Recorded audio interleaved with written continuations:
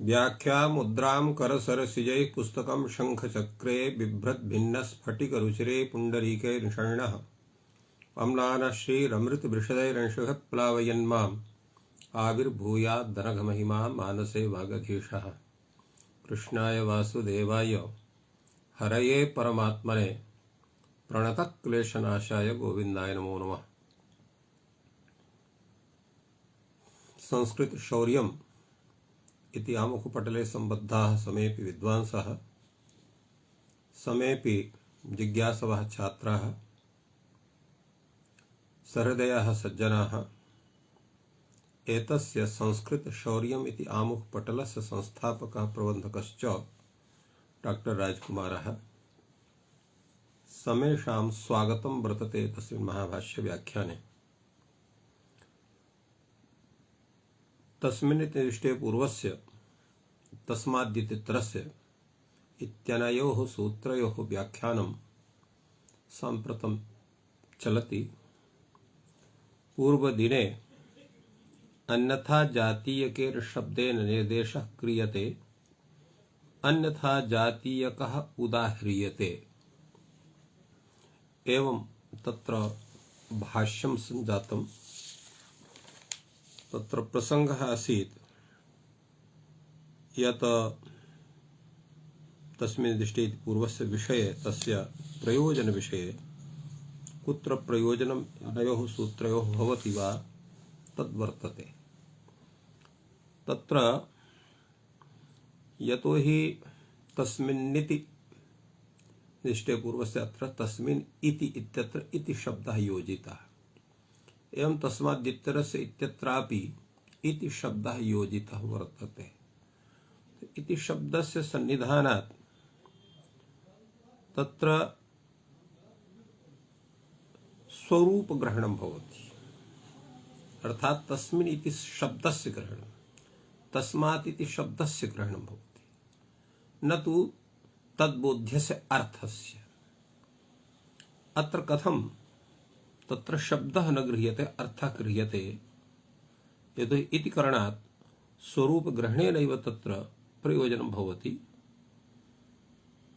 अत्र किञ्च अन्यथा जातीयकेन अत्र प्रत्ययद्वयं वर्तते अन्य शब्दात्।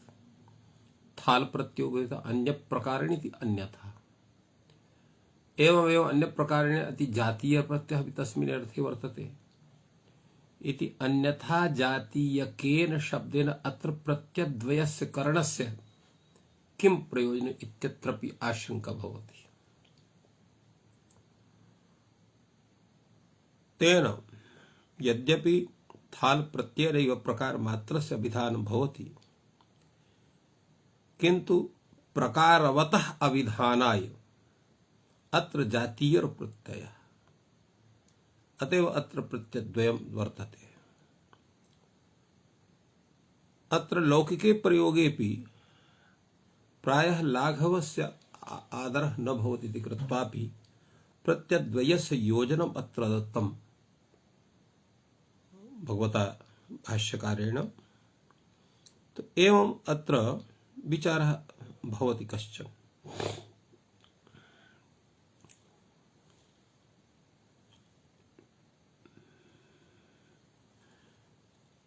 अत्र प्रश्न भवति किं तर्हि उदाहरणम्, अनयोः सूत्रयोः उदाहरणं किं भवति। तत्र तस्मिन् इति निर्दिष्टे पूर्वस्य इत्यस्य उदाहरणं भवति तस्मन्नणि च युष्माकस्माकौ, अर्थात् अणि प्रत्यये परे तदव्यवहित पूर्व विशिष्टयोः युष्मदस्मदोः स्थाने क्रमशः युष्माक अस्माक इति आदेशो भवतः। अत्र तस्मिन् निर्दिष्टे पूर्वस्य इति सूत्रात् अत्र अण् प्रत्याव्यवहित पूर्व विशिष्टयोः एव युष्मदस्मदोः क्रमशः युष्माक अस्माक इति आदेशो भवतः। एवं तस्मिन् निर्दिष्टे पूर्वस्य इति सूत्रस्य तत्र उदाहरणम् एतत् सूत्रं भवति।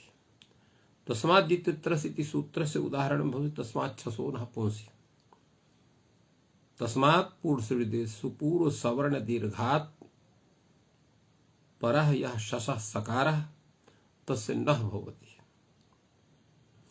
अत्र एतत् सूत्रम् उदाहरणं भवति तस्मादिति उत्तरस्य। इत्येवम् उदाहरणम् अनयोः सूत्रयोः पृथक् पृथक् तत्र दत्तं वर्तते। अत्र प्रश्नः भवति, इदं चापि उदाहरणम् इको यणचि द्यन्त रूपसर्गेभ्योप ईत्, अर्थात अत्र तस्मिन् निर्दिष्टे पूर्वस्य उदाहरणम् इको यणचि भवति। अज वर्णाभ्यवहित पूर्वत्व विशिष्टस्य इकः यण भवति। एवमेव तत्र द्विशब्दात् अंतरशब्दात् उपसर्गेभ्यः परः यः अप् तस्य आदेः ईत् भवति। तेन द्वीपम् अंतरीपम् एवं तत्र प्रयोगाः सिद्ध्यन्ति। एवं अत्र एवं तत्र विचारो भवति। कथम् अत्र अनयोः एतौ उदाहरणौ भवतः? तत्र पूर्वम् इत्थं विचार्यते, तस्मिन् निर्दिष्टे पूर्वस्य इति उदित्यस्य उदाहरणं तस्मिन् च युष्माकस्माको इति दत्तं तस्मिन् इति पदं वर्तते। तस्मादित्यस्य उदाहरणं तस्मात् छसो नः पुंस् इति दत्तं वर्तते, तत्र तस्मात् इति पदं वर्तते। एते सूत्रे अनयोः परिभाषा सूत्रयोः उदाहरणं भवितुमर्हतः, किन्तु अत्र युको यणचि इति द्यन्त रूपसर्गेभ्योप ईत् इति एते उदाहरणे कथं भवितुमर्हतः? यतोहि अत्र युको यणचि इत्यत्र तस्मिन् इति पदं नास्ति, द्यन्त रूपसर्गेभ्योप ईत् इत्यत्र तस्मात् इति पदं नास्ति। इति कारणात् यत्र तत्तत् शब्द सह शब्दः यत्र युक्तः वर्तते तस्यैव उदाहरणत्वेन ग्रहणम् अत्र भवितुमर्हति। फलतः युको यणचि इति सूत्रं वर्तते, द्यन्त रूपसर्गेभ्योप ईत् इति सूत्रं वर्तते। एवं भूतानि यानि सूत्राणि अनयोः उदाहरणानि सन्ति तेषां ग्रहणं न स्यात् तस्मिन् इति तस्मादिति पद घटितत्वाभावात् इति मत्वैव अयं प्रश्नः भवति कथम् इति। तत्रोच्यते भाष्यकारः तस्य समाधानं वदति, सर्वनाम्ना अयं निर्देशः क्रियते। तस्मिन् इति सर्वनाम, तस्मात् इति सर्वनाम। सर्वनाम इत्यस्य तात्पर्यं भवति सर्वेषां नाम इति सर्वनाम। तेन सर्वेषां ग्रहणं भवति।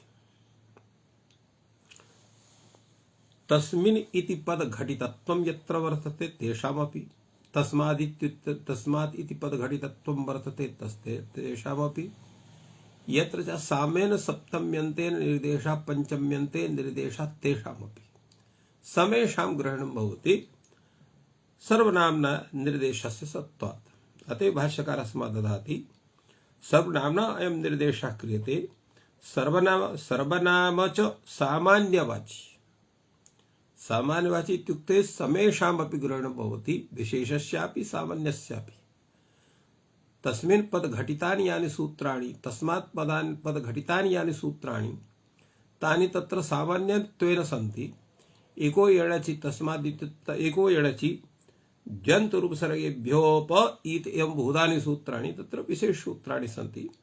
एवं सामान्यानां सूत्राणां विशेष सूत्राणां समेषां ग्रहणं भवति तात्पर्यम् आयाति अनेन। तो तत्र सामान्य निर्दिष्टे विशेषा अपि उदाहरणानि भवन्ति इति भाष्यकारः प्रतिपादयति। यद्यपि सामान्य निर्देशः वर्तते, यत्र सर्वनाम्ना निर्देशः भवति तत्र सामान्य निर्देशः भवति। अतः अत्र सर्वनाम्ना निर्देशः सत्त्वात् सामान्य निर्देशः। तेन सामान्ये निर्दिष्टे विशेषः विशेषणामपि ग्रहणं भवति, सामान्यानामपि ग्रहणं भवति इति तात्पर्यम् आगच्छति अनेन विवेचनेन। तत्र अत्र भाष्यकारः विशेषा अपि उदाहरणानि भवन्ति यत्र अपि पदस्य किमर्थः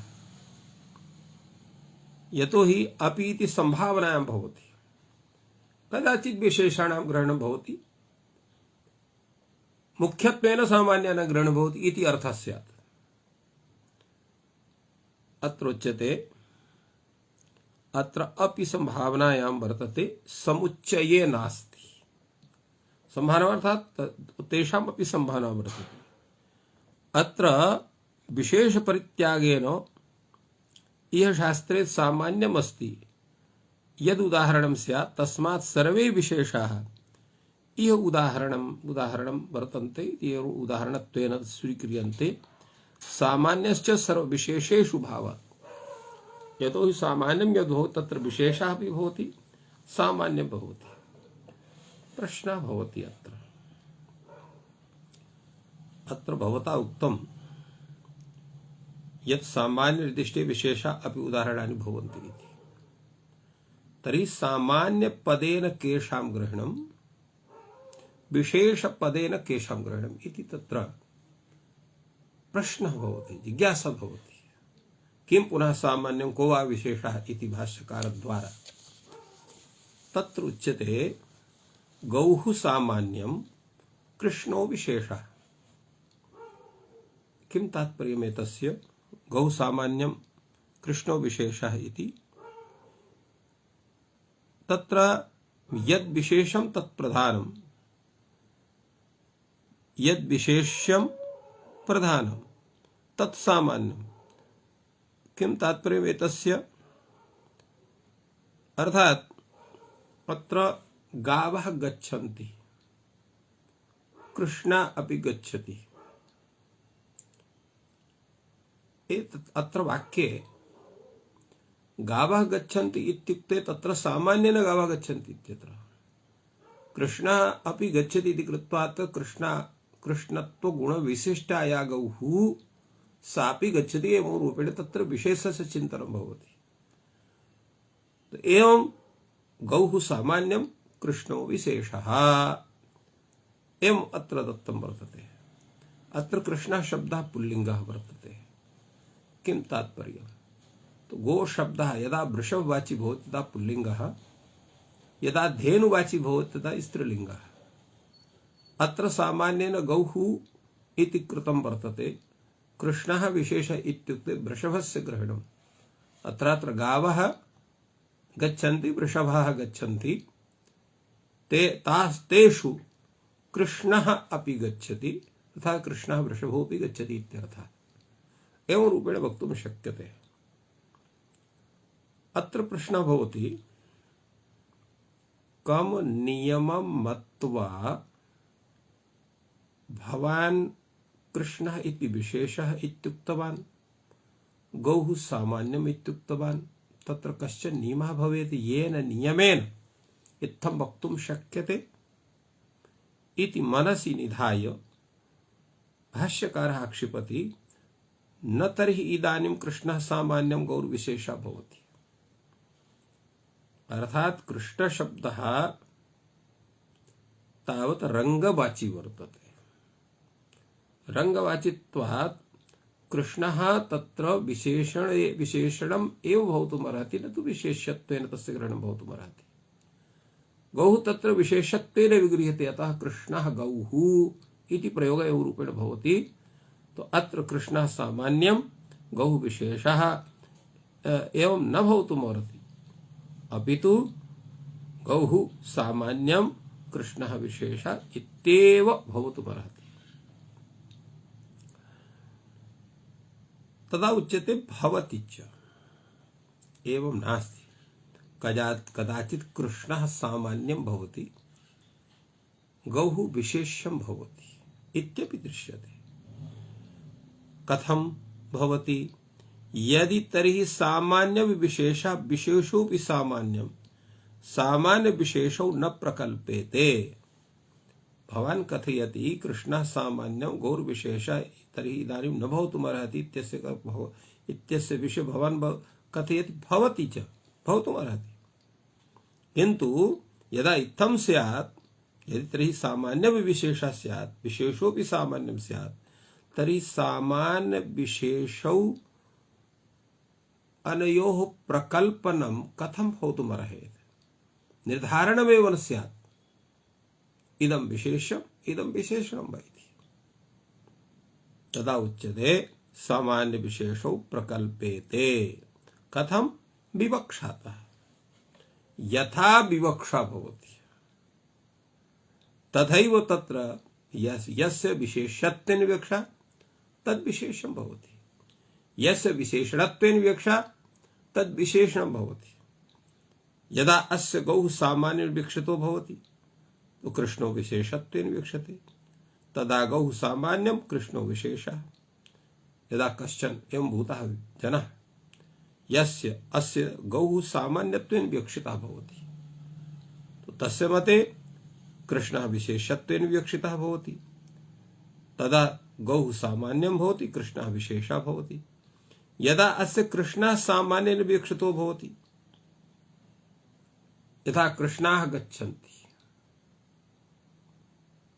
गौरपि गच्छति अनेन कृष्णा गौः गच्छति इत्यर्थः भवति अत्र कृष्णाः गच्छन्ति इत्युक्ते गौः अपि भवितुमर्हति कश्चन अन्यः अपि पशुः भवितुमर्हति यः कृष्णः वर्तते तो सामान्येन कृष्णः गच्छन्ति इत्युक्ते तत्र अनेके पशवः कृष्णाः एव गच्छन्ति इत्यर्थः भवति सामान्येन विशेषत्वेन अत्र गौः गच्छति इति भवति तो अत्र विवक्षा कृष्णत्वेन सामान्य कथनस्य वर्तते गौरित्यस्य च तत्र विशेषत्वेन कथनं वर्तते इति कृत्वा गौः विशेष्यं भवति कृष्णः सामान्यं भवति इति तत्र विवक्षातः इत्थं भवितुमर्हति अतएव भाष्यकारः कथयति विवक्षातः तत्र भवति तो यदा अस्य कृष्णः सामान्य विवक्षितो भवति गौ विशेषत्वेन विवक्षितः भवति तदा कृष्णः सामान्यं गौर्विशेषः इत्थं तत्र न एवं भूतः कश्चन शब्दः यः विवक्षातः विशेषं विशेषं वा न भवितुमर्हति इति तात्पर्यमादाय यद्यपि एवं भूतः शब्दाः ये सर्वदैव विशेष्यं विशेषत्वेन गृह्यन्ते अथवा विशेषणत्वेन गृह्यन्ते इत्थमपि दृश्यते सामान्यतया किन्तु कदाचित् विवक्षातः एवं भूतानि अपि वाक्यानि तत्र व्यवहर्तुं तत्र अर्हन्ति यत् तेषां तत्र सामान्यत्वेन विवक्षित सामान्यत्वेन तेषां स्वरूपं सत्त्वेपि स्वरूपस्य सत्त्वेपि तेषां तत्र विशेषत्वेन ग्रहणं भवति अथवा विशेषत्वेन ग्रहणं भवति एवं तत्र स्थितिर्भवति तत्र पुनः विचारः भवति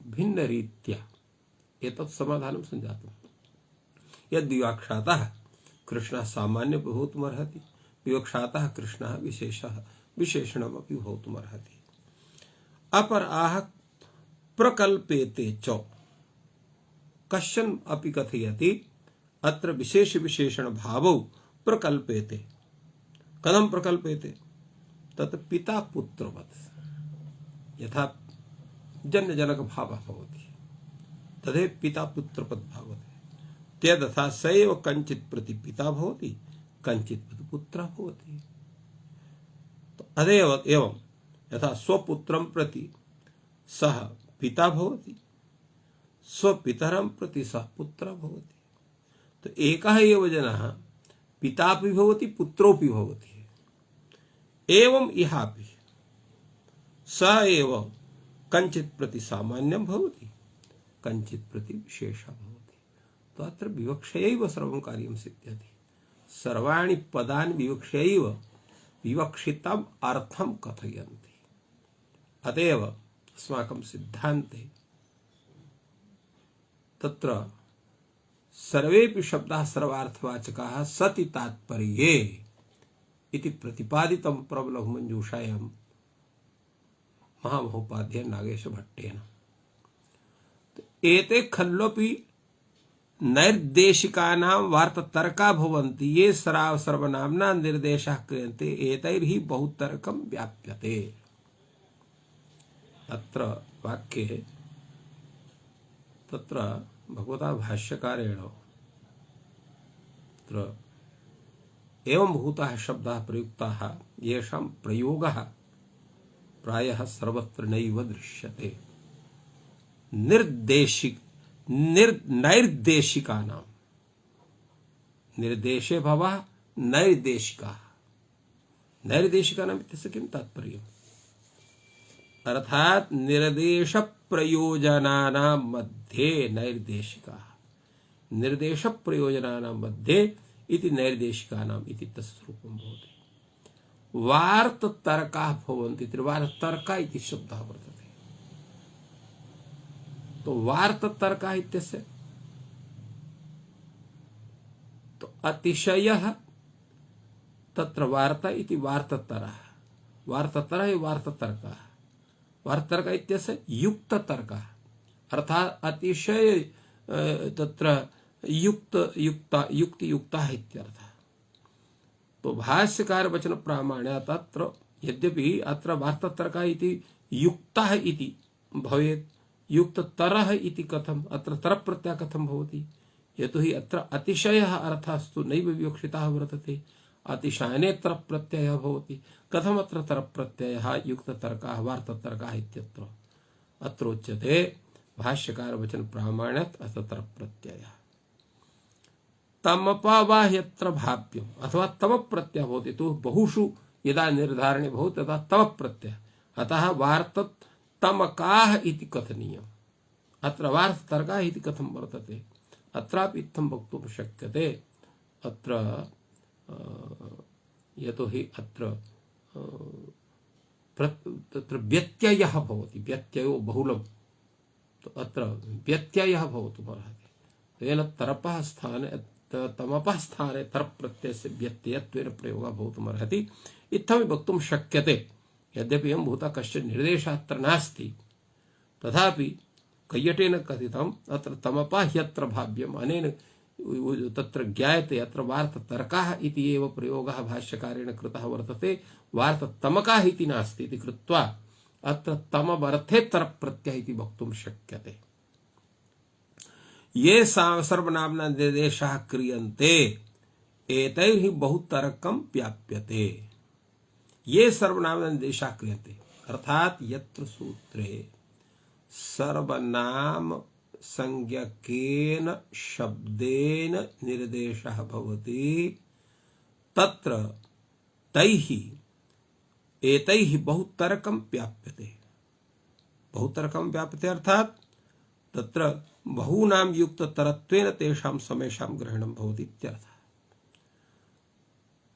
इत्थम् अत्र शब्दप्रयोगस्य वैशिष्ट्यं भगवता पतञ्जलेः अत्र दृश्यते तो तात्पर्यं किम् आगतम् अनेन विवेचनेन अत्र एवं वर्तते यत्र निर्देश येषां प्रयोजनानां निर्देशः वर्तते ते तत्र युक्तसंगतः भवन्ति युक्तसंगतत्वात् ते तादृशः प्रयोगः वर्तते तो भाष्यकार एवं रूपेण एतैः अर्थात सप्तमी निर्दिष्टैः पंचमी निर्दिष्टैः तो सप्तमी निर्दिष्टे पंचमी निर्दिष्टे इत्यत्र बहुतर्कं व्याप्यते अर्थात येषां निर्देशः तेषां तथा प्रतीतिः क्रियते इत्यर्थः अत्र तस्मिन् इति निर्दिष्टे पूर्वस्य इति सूत्रे निर्दिष्टे इत्यत्र निर इति उपसर्गः वर्तते सूत्रस्वरूपं तत्र केवलम् एतदेव भवेत् तस्मिन् निति दिष्टे पूर्वस्य स्यात् तस्मिन् निति दिष्टे पूर्वस्य इति भवेत् अत्र प्रश्नः भवति अत्र उपसर्गस्य प्रयोगः नैव क्रियते तस्मिन् निति पूर्वस्य इत्येव सूत्रं वा स्यात् अथवा तस्मिन् दिष्टे पूर्वस्य इति स्यात् अत्र केवलस्य दिशेः प्रयोगः कथं न कृतः वर्तते कैयटः एतस्य विषये समादधाति केवलः यः दिश धातुः सः दानार्थकः वर्तते, न तु उच्चारणे। निर्देशे दिशि उच्चारण क्रिया तत्र निर् इत्युपसर्गसत्वात् दिश धातु तत्र उच्चारणे अर्थे भवति। निर्देशः निशेषेण उच्चारण इत्यर्थः। केवलं दिश धातु दिश अतिसर्जने, अतिसर्जनं दानं, तो केवलं दानार्थे विद्यते इति कृत्वा अत्र निर् उपसर्ग सहैव प्रयोगः वर्तते। एवं रूपेण तत्र समाधानम् एतस्य तत्र कैयटेन दत्तं वर्तते। अत्र भाष्यकार एतस्य समाधानं वदति, शब्दे सप्तम्या निर्दिष्टे पूर्वस्य कार्यं यथा स्यात् अर्थे मा भूत् जनपदे अतिशायने इति। किं तात्पर्यम् एतस्य भाष्य ग्रंथस्य? तो शब्दे सप्तम्या निर्दिष्टे अर्थात तस्मिन् इति पदेन तत्र इति यथा तस्मिन् इति शब्दे यत्र सप्तम्याः निर्देशः भवति, तेन सप्तम्याः निर्दिष्टे पूर्वस्य कार्यं यथा स्यात्, पूर्वस्य नाम तत्र अव्यवहित पूर्वस्य कार्यं यथा स्यात्, यदेव तत्र तथा निर्देशः भवति।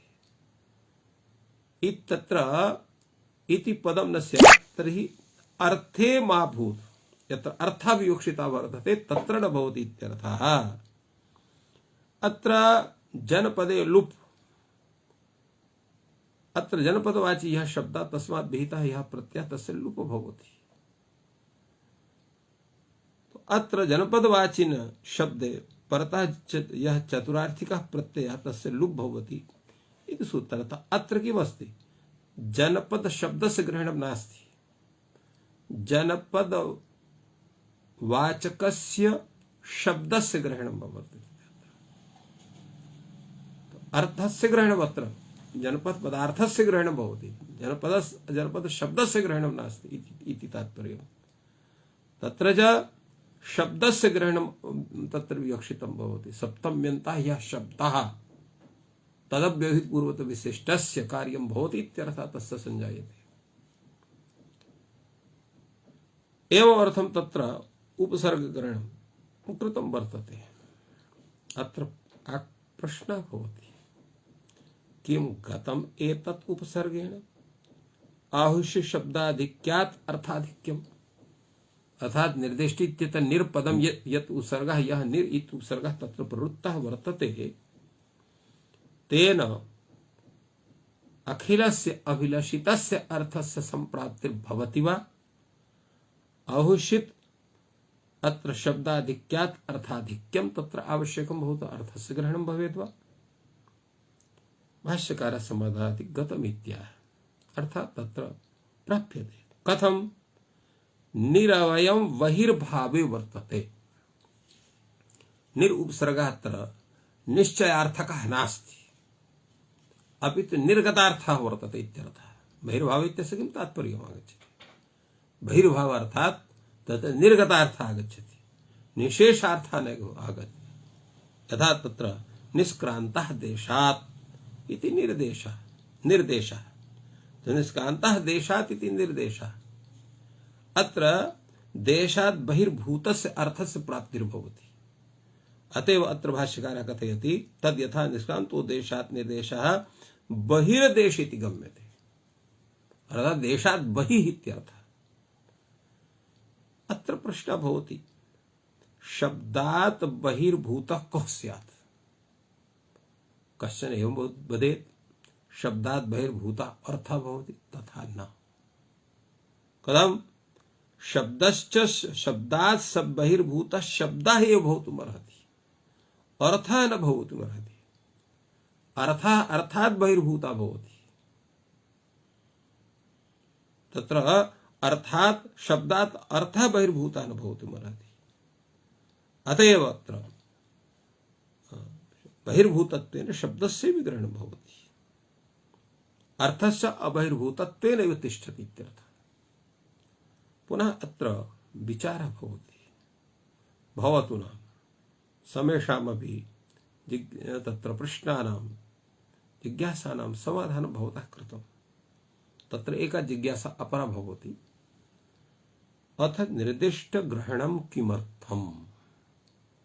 निर्दिष्ट शब्दस्य तस्मिन् नित निर्दिष्टे पूर्वस्य इति निर्दिष्ट शब्दस्य यद् ग्रहणं वर्तते तस्य किं तात्पर्यम्? अत्र प्रश्नः भवति किमर्थम् अयं प्रश्नः भगवता भाष्यकारेण उत्थापितः यत् निर्दिष्ट ग्रहणं किमर्थम्? तत्र एवम् अस्ति,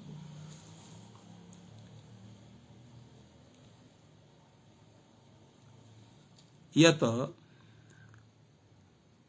अत्र अर्थनिर्देशात्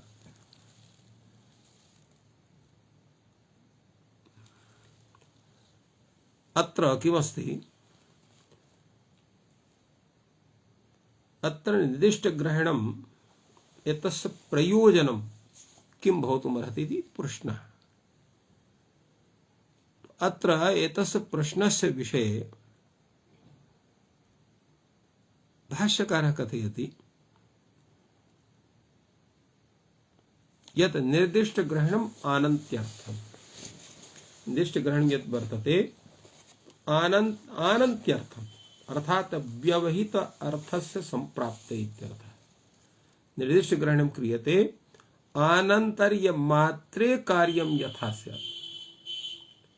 यत्र यत्र आनन्तर्यस्य ग्रहणम् आवश्यकं भवति तत्र तत्र सर्वत्र एतस्य सूत्रस्य प्रवृत्तिर्भवतु नाम एतदर्थम् अत्र आनन्तर्य मात्रे कार्यविधानार्थम् अत्र निर्दिष्ट पदस्य ग्रहणम् अत्र वर्तते। तेन इकोयेण चिथा सूत्रं वर्तते दधि अत्र मधु अत्र। अत्र अच् भवति, अत्र घटकः अकारः उभयत्र। तदव्यवहित पूर्व विशिष्टः इक् भवति, दधि घटकः इकारः, मधु घटकः उकारः। तत्र यणि सति दध्यत्र मध्वत्र इति जायते। एवं निर्दिष्ट ग्रहणस्य अत्र तात्पर्यं सिद्ध्यति। समिधौ समिधा, अत्र समिधौ इति द्विवचनान्त शब्दः प्रथम पुरुषस्य द्विवचनस्य रूपं भवति, समिधा इति बहुवचनस्य रूपं वर्तते। अत्र अच् भवति, ध घटकः औकारः समिधौ इत्यत्र, समिधा इत्यत्र अकारः भवति। ततः पूर्वं भवति इकारः मी घटकः, तस्य यण् स्यात्। एवमेव दृशदः दृशदौ इत्यत्रापि द्रि इति घटकः ऋकारः, स च इक् भवति। तस्मात् परः ष घटकः अकारः, स अच् भवति। तायत् अचः परे द्रि घटकस्य ऋकारस्य अत्र कथं तत्र यण् न भवति? तो एवं समिधौ समिधा दृशदौ दृशः इत्यत्र यण् कथं न भवति? तो निर्दिष्ट इति ग्रहण सामर्थ्यात्। यतो हि समिधा इत्यत्र ध घटक आच व्यवहित पूर्व विशिष्ट मी घटकः इक् इकारः, मी घटकः इक् इकारः नास्ति। एवं समिधौ समिधा इत्यत्र न भवितुमर्हति। दृशदौ दृशदः इत्यत्र अत्र किमस्ति? औ इति अचः तत्र पूर्वः द्रि घटकः ऋकारः न भवति। नहीं, ष घटकः अकारात् पूर्वं द्रि घटकः ऋकारः न भवति। फलतः अत्रापि दोषः नैव जायते। तेन ज्ञायते निस्सृगणम् आनन्तर्यार्थम् इति यत् वार्तिकं वर्तते। तो एतद् वार्तिकं तावत् एतस्य निर्दिष्ट ग्रहणस्य प्रयोजनं साधयति। इत्थं निर्दिष्ट ग्रहणम् आवश्यकं भवति इति अनेन प्रतिपाद्यते। अद्य एतस्य सूत्रस्य प्रयोजन विषये चिन्ता। एतस्य सूत्रस्य नाम एतयोः सूत्रयोः, तस्मिन् दृष्टे पूर्वस्तस्मादित्रे अनयोः सूत्रयोः किं प्रयोजनम्, किमर्थम् एते सूत्रे स्तः नारायण। एवं तत्र प्रश्नः भवति। अतएव भाष्यकारः चिन्तयति किमर्थं पुनः इदम् उच्यते,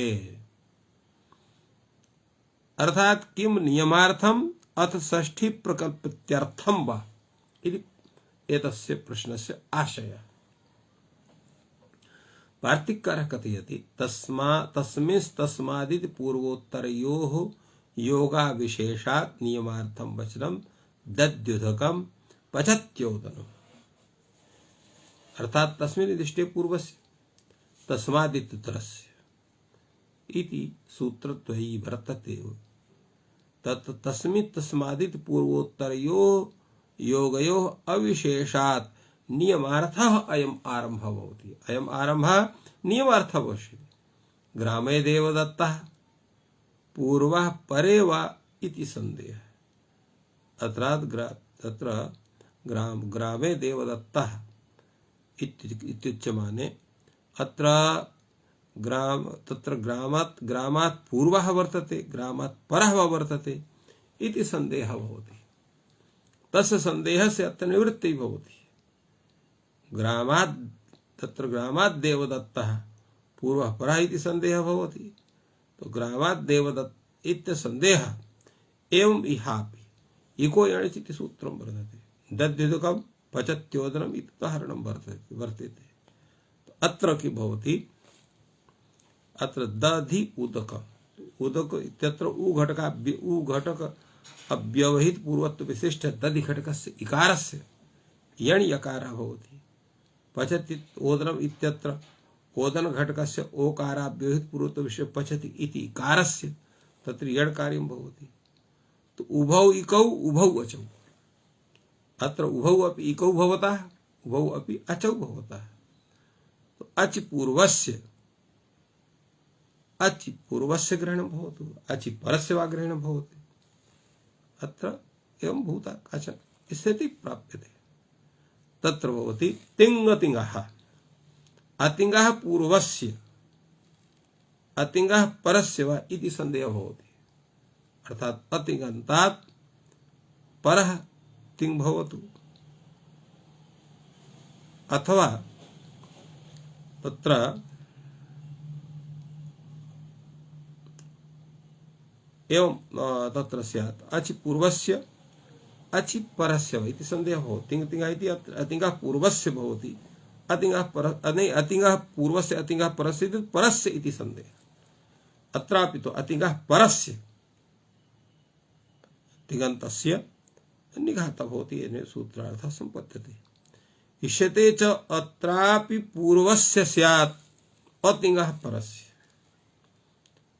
अत्र इको यणिच् यत्र अचि पूर्वस्य यणः अच् भवतु, एवं अतिङ्गः पूर्वस्य अर्थात् अतिङ् यः पूर्ववर्ती वर्तते तत्र अतिङ्गः परस्य। एवं रूपेण यः अतिगन्तः वर्तते, अतिगन्तं पदं वर्तते, तस्मात् परः यत् तिङन्तं पदं स तत्सर्वानुदात्तं भवति इत्यर्थः। इष्यते च अत्रापि पूर्वस्य स्यात्। तो अतिङः परस्य इति, अतिङः परस्य इति उच्यते। तो तच्च अन्तरेण यत्नं न सिद्ध्यति। यावत् किमपि कश्चन यत्नः नास्ति तावत् एतत् कार्यं कथं सिद्धं स्यात्। तदा उच्यते पूर्वस्य परस्य इति प्रश्नः भवति। तो इष्यते च अत्राचि पूर्वस्य स्यात्। इष्यते किम्, अजव्यवहित पूर्वस्य विशिष्टस्य इकः स्यात्। इको यणिच् इत्यत्र दध्यत्र मध्वत्र इत्यत्र प्रयोग विषये इत्थं कथनं वर्तते। अतिङः परस्य अर्थात् तिङ्गतिङ्गः सूत्रस्य यद् उदाहरणं भवति तत्र अतिङः परस्य अत्र कार्यं भवति।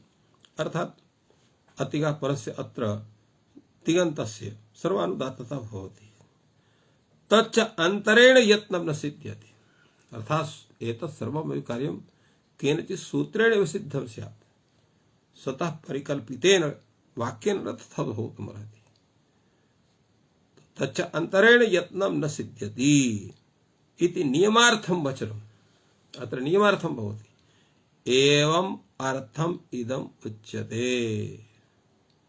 अर्थात् एतदर्थम् एतत् कार्यं तत्र इदम् उच्यते, अर्थात् एतद् वाक्यं कथ्यते इत्यर्थः। प्रश्नः भवति, अस्ति प्रयोजनमेतत्, अर्थात एवं भूतस्य कथनस्य आवश्यकता वर्तते वा, प्रयोजनमस्ति वा, प्रयोजनमस्ति वा? उच्यते नास्ति। नहीं, एतत् प्रयोजनम् अस्ति, किं तर्हि, अर्थात अस्त्येव प्रयोजनम्।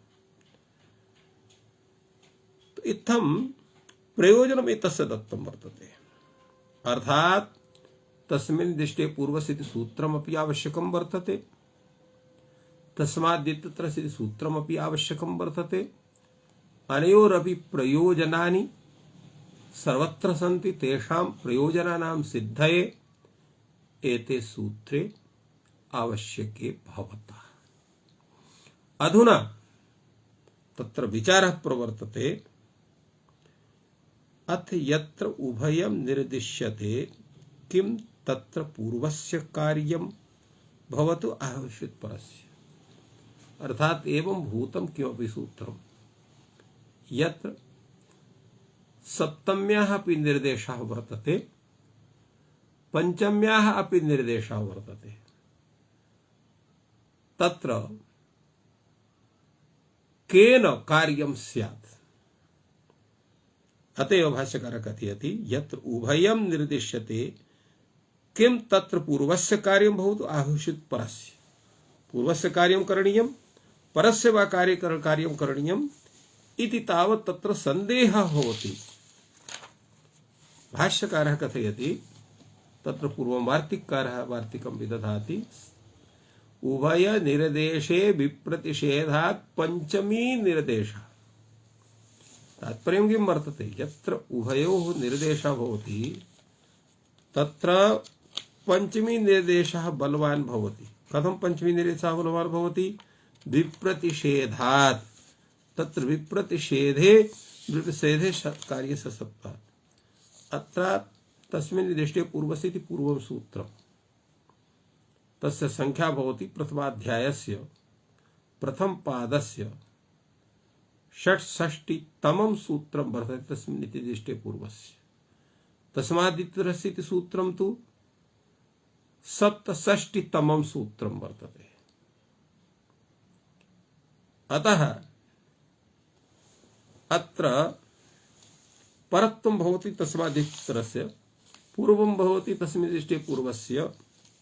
फलतः अत्र उभय निर्देशे विप्रतिषेधात् पंचमी निर्देशः बलीयान् भवति इत्यर्थः। अत्र परिभाषा अपि भवति, उभय निर्देशे पंचमी निर्देशो बलीयान् इति परिभाषापि अनेन वार्तिकेन सिद्ध्यति। उभय निर्देशे विप्रतिषेधात् पंचमी निर्देशः भविष्यति। अत्र पंचमी निर्देशः बलवत्वे तत्र विप्रतिषेधः भवति, परस्य भवति उभय। एवं तत्र समाधानं तत्र दत्तं वर्तते। किन्तु प्रश्नः भवति, एतस्य प्रयोजनं किं भवितुमर्हति? तदा उच्यते, प्रयोजनमतो लसार्वधातु कानुदात्तत्वे इति प्रयोजनत्वे अत्र दत्तं वर्तते। अर्थात् अत्र एकं सूत्रं वर्तते। किञ्च तत् सूत्रं, तत् सूत्रमस्ति अत्र वदामि तावत्, तास्यानुदात्तेन गिदुपदेशात् लसार्वधातुकम् मनुदात्तम् अन्विङ्गोः, अर्थात तासी अनुदात्तेत विषये गिदुपदेशात् एतेभ्यः परम यत् ल सार्वधातुकम् तत्र अनुदात्तं भवति। एवं एतत् सूत्रमस्ति। अत्र किमस्ति, तास्यानुदात्तेन गिदुपदेशात्, अत्र तास्यानुदात्तेन गिदुपदेशात् इत्यत्र पंचमी निर्देशः वर्तते। अत्र पंचम्याः निर्देशः वर्तते। अत्र पंचमा निर्देशसत्वात् अत्र प्रयोजनं भवति लसार्धातुकोन तो तास्यादिभ्यानुदात्तत्वे सप्तमी निर्देशः अभ्यस्तः तत्र अभ्यस्त सिजर्थः अत्र सप्तमी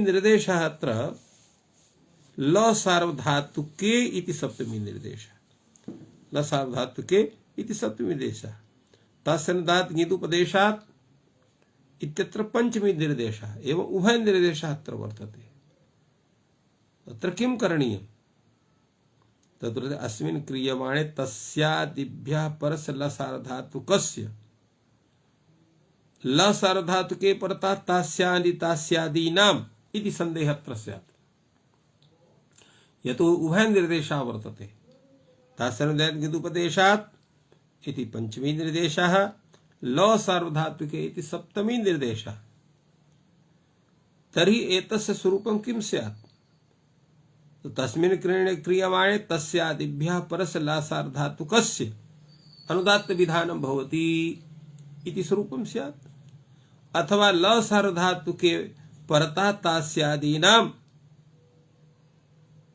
तत्र एवं रूपेण अर्थः स्यात् तास्यादिभ्यः परस्य लसार्वधातुकस्य इति अर्थः तत्र स्वीक्रियते एवं तथैव बहोरिष्ठादीनां मादिलोपे तो बहोः इष्ठादीनाम् आदिलोपः अत्र सूत्रं भवति एतस्मिन् विषये बहोर्लोपो भूच बहोः इति सूत्रमस्ति इदं सूत्रं किं कथयति अतिशयः बहुः अतिशयः बहुः इति विग्रहे बहुशब्दात् तत्र यसुन् प्रत्ययः भवति इमनिच प्रत्ययः भवति इष्ठन् प्रत्ययः भवति तो अत्र इष्ठन् प्रत्ययः यदा भवति तदा बहुशब्दस्य स्थाने अत्र भू इति आदेशः भवति इट इत्यस्य आगमः भवति तेन भूयिष्ठः इति प्रयोगः संजायते तस्मिन् विषये एव अत्र चिन्तनं वर्तते बहोः उत्तरेषाम् इष्ठमेयस्साम् अर्थात इष्ठन् इयसुन् इमनिच एतेषां प्रत्ययानां तत्र कार्यं भवति अथवा इष्ठे मेयस्सु परतः बहोरिति कार्यं भवति एवं रूपेण सन्देहः जायते तस्य प्रतिपादनं भवति बहोः उत्तरेषाम् इष्ठमेयसाम् अर्थात बहुशब्दात् उत्तरः ये इष्ठन् इमनिच इयसुन् प्रत्ययाः तेषां कार्यं भवति एवं रूपेण तत्र समाधानं कर्तुं शक्यते अग्रे तत्र गोतो णित् इति सूत्र विषये अपि शंका भवति यत्र गोतः णित् इत्यत्र गोतः इति पंचम्यन्तं तो गोतः परस्य सर्वनाम स्थानस्य इति अर्थः भवति यतो हि सर्वनाम स्थाने चा संबुद्ध इति सूत्रात् सर्वनाम स्थाने इत्यस्य अनुवृत्तिर्भवति तत्र गोतः इति पंचम्यन्तं पदम् सर्वनाम स्थाने इति सप्तम्यन्तं पदम् तो अत्र पंचम्यन्तं पदम् अत्र सप्तम्यन्त षष्ठी प्रकल्पकत्वं करोति षष्ठीत्वेन प्रकल्पयति तेन गोतः परस्य सर्वनाम स्थानस्य कार्यं संजायेत अथवा तत्र सर्वनाम स्थाने इति सप्तम्यन्तं पदं भवति अत्र गोतः इति यत्र गोः इति गोतः इति यत् पंचन्तं पदं तस्य षष्ठ्यन्तत्वेन विधानं भवति सर्वनाम स्थाने परतः गोतः इति तत्र अर्थः स्यात् कः अर्थः अत्र भवेत् तत्र नियमः भवति गोतः परस्य सर्वनाम स्थानस्य गोतः इति तत्र पंचम्यन्तं पदं ततः परस्य इति स्वरूपं स्यात् गोतः परस्य सर्वनाम स्थानस्य अतः सर्वस्थम स्थाने यत् पंचम सप्तम्यन्तपदं तस्य षष्ठी प्रकलकत्वं जायते। तो गोतः परस्य सर्वनाम स्थानस्य तत्र णिद्वद्भावः भवति एवं रूपेण अर्थः संजायते। एवं अग्रे एवमेव सर्वत्र यानि एवं भूतानि सूत्राणि सन्ति यत्र पंचम्यन्तेन निर्देशः भवति सप्तम्यन्तेन वा निर्देशः भवति तत्र एवं भूता स्थिति जायते। यथा अत्र रुदादिभ्यः सार्वधातुके अत्र रुदादिभ्यः इति पंचम्यन्तं पदं सार्वधातुके इति सप्तम्यन्तं पदम् अत्रापि एकदा तत्र सप्तम्यन्तेन पदेन पंचम्यन्तस्य पदस्य षष्ठी प्रकलकत्वं भवति। एकदा च पंचम्यन्तं यत् पदं रुदादिभ्यः इति तस्मात् परस्सार्वधातुके इत्यस्य षष्ठ्यन्तत्वेन विपरिणमनं भवति। किं वा स्यात् यदा तत्र स्वादिभ्यः इति परसर्वनामस्थानस्य सार्वधातुकस्य तत्र षष्ठी प्रकलकत्वं जायते तदा स्वादिभ्यः परस्य सार्वधातुकस्य एवं रूपः अर्थः स्यात्। यदा सार्वधातुके सप्तम्यन्त पदेन पंचम्यन्तस्य षष्ठी प्रकलकत्वं जायते तदा सार्वधातुके परतः रुदादीनाम् इडागमः स्यात् एवं रूपेण तत्र स्वरूपं स्यात्। तो कथं भूतं स्वरूपम् अत्र भवेत् तदा उच्यते रुदादिभ्यः परस्सार्वधातुकस्य इडागमः एवं रूपेण तत्र विचारः क्रियते। एवं आने मूगी दासः आस इति उत्तरस्थानस्य आनस्य आने पर तत्र एवं तत्र आने मुक ईदासः तो अत्र आसः परस्य आसः उत्तरस्य आनस्य अर्थात आन इत्यस्य तत्र किं भवति तत्र इत्त्वं भवति मुगागमः भवति अथवा आने परतः आस इति संदेहः। तो एवं अत्रापि संदेहो तस्य संदेह समाधानं भवति आस उत्तरस्य आनः कार्यं स्यात्। एवं आम् सर्वनाम्नः सुट् इत्यत्रापि आम् इति सप्तम्यन्तं पदं सर्वनाम्नः इति षष्ठ्यन्तं पदं पंचम्यन्तं पदं सुट् इति प्रथमान्तं पदं। तो सर्वनाम्नः उत्तरस्य आमः आमि परितः सर्वनाम्नः इति कथं भूतः एतस्य अर्थः करणीयः उच्यते सर्वनाम्नः उत्तरस्यामः अत्र पंचमेन्द्रियस्य बलवत्वात् तथा तेन उक्तं वर्तते। एवमेव अग्रे घेर्ङित्याण नद्याः अत्र विचारः कश्चन भवति। किं स्वरूपम् अत्र वर्तते अत्र नद्याः परेषां गीतां घे इति अत्र पंचम्यन्तं पदं ङि इति सप्तम्यन्तं पदं। तो घेर्ङित् इत्यस्य आण्यनद्याः इत्यत्र अनुवृत्तिर्जायते तेन नद्याः परेषां गीतां नद्याः इति पंचम्यन्तं पदम् इत्र वर्तते। तो घे नद्याः परेषां गीतां ङित्सु परतः नद्याः इति संदेहः भवति। तत्र समाधानं किमस्ति नद्याः उत्तरेषां गीताम् इत्येव स्यात्। एवं याडापः इत्यत्र आपः परस्य ङितः इति अर्थः करणीयः। आपः परस्य उत्तरस्य ङितः याट् आगमः भवति अथवा ङिति परस्य आपः आडागमः किम् अत्र स्यात् यतोहि अत्रापि उभय निर्देशः वर्तते तदा उच्यते आप उत्तरस्य ङितः अर्थात अत्र आपः उत्तरस्य ङितः याडागमः स्यात् एवं रूपेण अर्थः करणीयः। तो इत्थं भूयान् विचारः अत्र वर्तते अग्रेपि विचारः भविष्यति यतोहि समयः तस्य विवेचने यावन् अस्माकं पार्श्वे साम्प्रतं वर्तते तत्र अल्पीयान् वर्तते कृत्वा श्वः एतस्मिन् विषये तत्र चिन्तनम् अस्माकं भविष्यति। अद्य अत्र विरम्यते। सर्वेभ्यो नमः। जयतु संस्कृतं, जयतु भारतम्।